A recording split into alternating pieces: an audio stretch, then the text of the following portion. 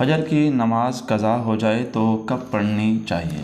دیکھیں، اگر فجر کی نماز قضا ہو جائے تو سورج نکلنے کے بعد اشراق کے وقت ہوتے ہی اس کی قضا کر لینا درست ہے۔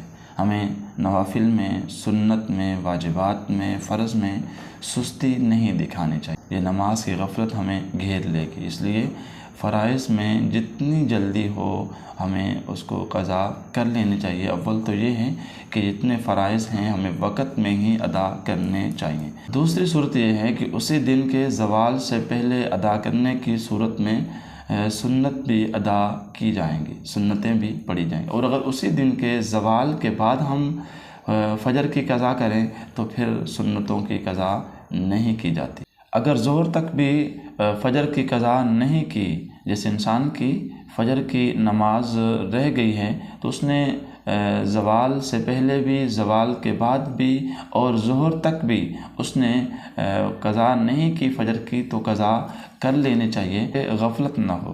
پانچویں صورت یہ ہے کہ جو شخص صاحب ترتیب ہو تو اس پر 6 نمازوں سے کم نمازیں باقی ہوں، تو ایسے شخص کے لیے ظہر سے پہلے فجر کی قضا کرنا واجب ہے۔ 3 اوقات ایسے ہیں جس میں ہر قسم کی نماز پڑھنا ممنوع ہے، جیسے نوافل ہیں، سنت ہیں، واجبات ہیں، فرائض ہیں، تو کوئی نماز پڑھنا بھی ان میں جائز نہیں ہے، نہیں پڑھنی چاہیے۔ سب سے پہلا وقت یہ ہے کہ طلوع شمس سے لے کر سورج ایک نیزہ بلند ہو جائے، یعنی کہ طلوع شمس جب سورج صبح نکلتا ہے تو ایک نیزے تک سورج بلند ہو جائے تو اس وقت تک ہمیں نماز ادا نہیں کرنی چاہیے۔ دوسری صورت ہے نصف النہار کے وقت۔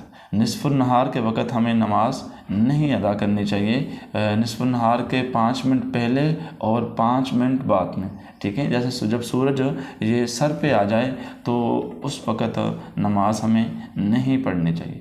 تیسری صورت یہ ہے کہ عصر کے بعد سورج زرد پڑنے کے بعد سے لے کر سورج غروب ہونے تک ان 3 اوقات میں نماز پڑھنا ممنوع ہے، جائز نہیں ہے۔ ہاں، اگر یہ ہے کہ آپ نے نفلی نماز ان 3 اوقات میں شروع کی اور ختم کر دی، آپ نے 3 اوقات میں نماز نفل ادا کی، تو کراہت تحریمی کے ساتھ آپ کی نماز تو ہو جائے گی۔